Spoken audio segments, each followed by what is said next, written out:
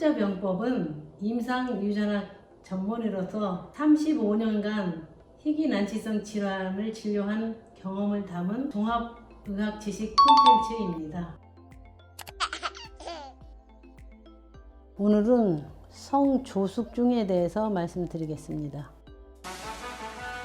보통 우리가 성조숙중이라고 이제 말하잖아요. 그러면은 몇 살에 이 2차 성징이 발달하는 거를 이제 알아야 우리가 이제 정상이다, 비정상이다 이제 이야기가 되겠죠. 그래서 여자 아이들은 12세 이전에 이제 유방 발달이 시작하는 경우, 또 남자 아이들은 13세 이전에 고환의 그 발달이 시작하는 것을 성조숙중이라고 하죠. 이 성조숙중의 그 원인은 대부분은 이제 물론 여러 가지 원인이 있을 수 있지만 80% 이상이 그 원인을 잘 몰라요. 그래서 이 원인을 특발성이라고 이야기를 하죠. 그 이제 원인을 확실하게 알 수 있는 경우는 이제 한 15%에서는 그 여성 호르몬을 분비하는 난소의 그 종양이 그 원인이 될 수 있습니다.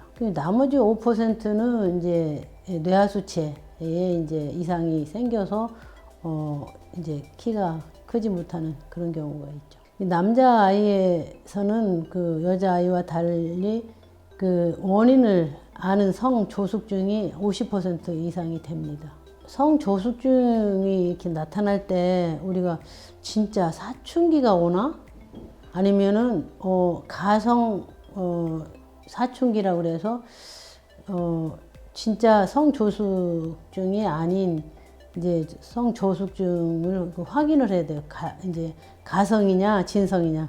이제 진성이라고 그러는 거는 정말 뇌하수체에 사춘기 변화가 다 오면서 아이가 2차 성징이 나타날 때를 우리가 이제 진성이라고 그렇게 하고, 그러면 가성 이제 성조숙중이라는 것은 그 전혀 뇌하수체하고 상관없이 이제 호르몬의 변화가 온다든지 뭐 이렇게 해서 오는 경우를 이제 가성 성조숙중이라고 하죠. 그래서 이제 가장 이제 흔한 예는 예를 들어서 뭐 난소에서 그 여성 호르몬을 분비하는 어떤 뭐 종양이 있다 뭐 이렇게 하면은 갑자기 아직 다른 것이 전부 다 발달되지 않았는데 뭐 생리를 하게 된다든지 뭐 이런 여러 가지 뭐 유방이 자란다든지 이제 이런 문제점이 있겠죠.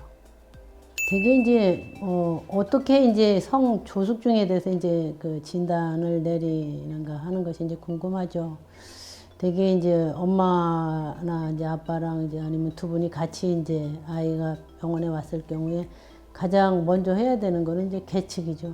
정말 이제 지금 현재 키가 얼마고 태어날 때는 어땠고 이제 이런 그 측정 계측을 이제 먼저 하죠.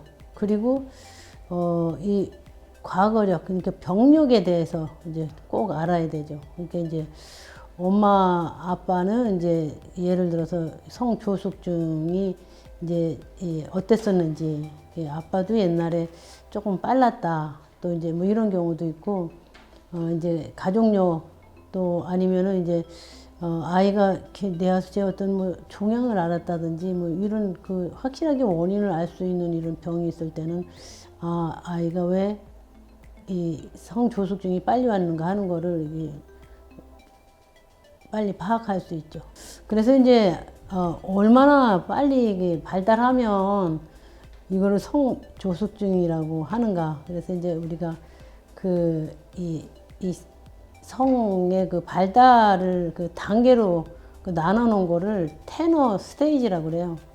그래서 이제 여자애들은 이제 유방의 발달을 이제 얼마만큼 이제 자랐을 때 그 테너 스테이지 1, 2, 3, 4로 이렇게 우리가 이제 분류를 하고, 남자아이들은 이제 그 성기의 이제 그 크기의 변화 이제 이런 걸로 이제 하는데, 양쪽 다 남자든 여자든 이제 양쪽 다 이렇게 성기의 그 음모가 나는 이제 이런 걸 가지고서 이제 같이 병합해서 성 발달에 대해서 이제 평가를 하고, 이것이 이제 실제 얘가 이루어져야 될 나이보다 이제 빨리 오고 있구나, 이런 성조숙에 대해서 평가를 하게 됩니다.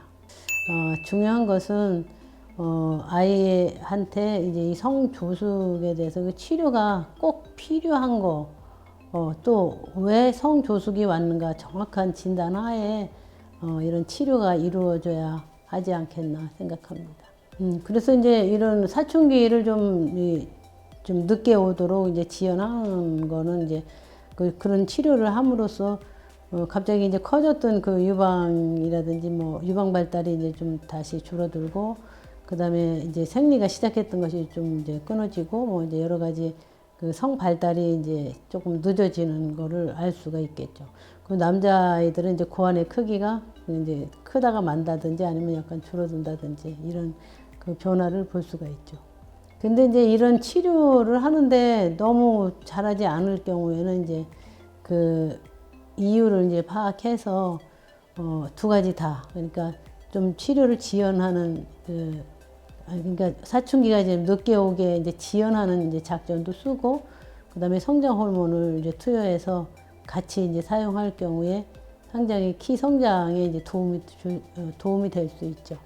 근데 이제 이런 치료를 하게 되면 이제 뭐 이렇게 바쁘게 살다 보면 또 치료를 하다가 또 빼먹을 수가 있잖아요. 그래서 이렇게 꾸준한 치료가 이게 꼭 필요하고, 또 하다 말다 하면 그 인체의 그 리듬이 깨지고 그 성장에 오히려 더 나쁜 영향을 줄 수 있기 때문에 일단 치료를 하게 되고, 그 다음에 시작했다면 그 꾸준한 치료와 그 치료에 대해서 평가가 필요하고, 또 거기에 따른 이제 부작용이 있나 없나 잘 살펴봐야 되죠.